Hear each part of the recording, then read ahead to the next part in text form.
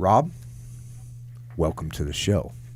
This is an honor for me to be here. I just really appreciate you giving me the opportunity to come on the show. Oh man, trust me, the honor's all ours, 1,000%. You can't even argue at that point.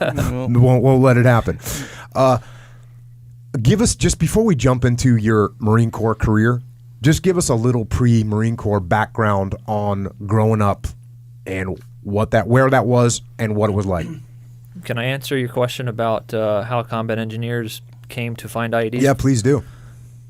So when you go to combat engineer school, one of the things they teach you is minefield emplacement and defeat. And to do that, you use mine detectors and metal detectors. So I think that's the main reason that it I wonder at what over. point, you think that came from World War II? I don't know. That's a good question. Because, when I said it morphed into, I was thinking like back, must have been sometime in World War II where they said, okay, we're going to get over this river. Okay, so a combat engineer is going to get over the river. We're going to secure this compound. Okay, we're going to secure the compound, or we're going to rebuild this compound. Okay, well, at some point they said, you know what? What if there's mines there? Okay, well, we got to get them cleared out. Yeah. So at some point they realized that you can't build if you can't clear, right? Yeah. And you can't move if you can't clear. Somebody's got to do it. Yeah, somebody's got to do it. And they weren't able to slough off that job onto somebody else, which is what I would have been trying to do. Which is what I would have absolutely been trying to do. Like, hey, can we get somebody else to do that job? Yeah, so that's good. So how'd you end up in the Marine Corps? My background, I grew up on a farm. Nothing really special about my upbringing besides that. What kind of farm? It was a horse farm. I hated horses because I always had to pick up their manure. So wait a second.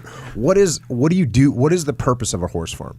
The farm that I grew up on, the purpose of it was my parents would take people on horseback riding trips. Okay. And they would pay them money and they'd take them out for a couple hours in the forest. Got it. And so it was my duty to clean up after the horses, feed the horses, stack their hay bales in the summertime, get them their water. So I didn't really enjoy the horses as much as most people would. But, I'm thankful that I had that experience because I think it did instill in me a work ethic that a lot of people don't get. Yeah. So, I think when you come from, because, a lot of guys, when they come in the military, they've never worked hard before. Mm-hmm. But the guys I've met in the military that came from some kind of a farming background, they're like, hey, I'm so happy here. Yeah. I'm not up at 3 o'clock in the morning, milking cows or whatever, or cleaning up horse shit in your case. Oh, man. The number of times I had to wheel this wheelbarrow full of manure up a fence board onto this big pile, and the number of times I fell off that thing. Every time I just curse those horses. I hated them so much. Now I like horses fine that I don't have to clean up. You've gotten over your horse PTSD from growing up. And so then what, you graduated from high school and then you went to college, right? Yeah, I went to Virginia Tech. I was actually a computer science major. I'm already suspect. I'm impressed. Echo's impressed. I'm suspect. And so at some point during my college career, my sophomore year, I decided that computer science was not for me. And how you feel now, Echo? Huh? That's right.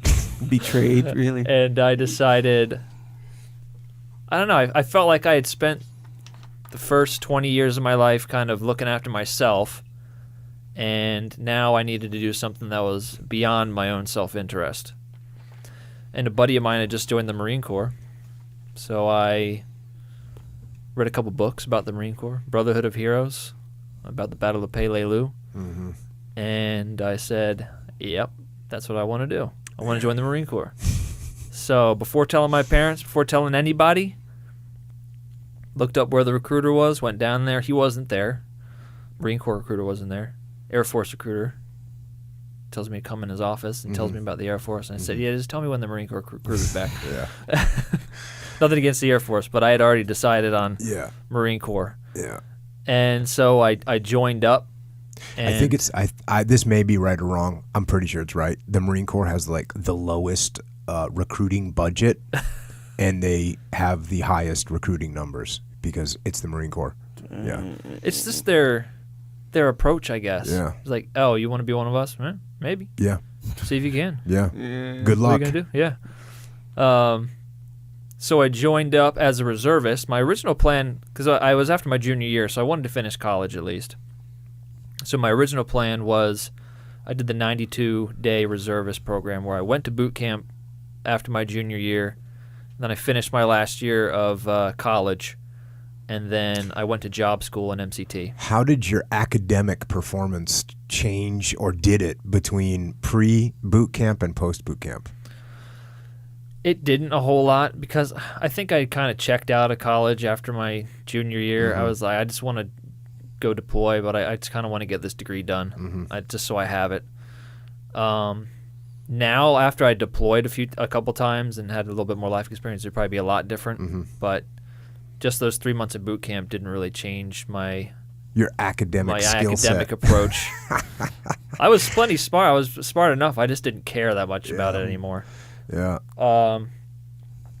So my original plan was to do that and then have a little bit of experience as an enlisted guy, and then use my degree to become an officer. But when I was in engineer school after that second summer, my reserve company said, we're sending a volunteer platoon to Iraq. So I said, well, that's the whole reason I joined up, was to go fight the war. So screw being an officer, I'm going to deploy. And so then we go to my first deployment.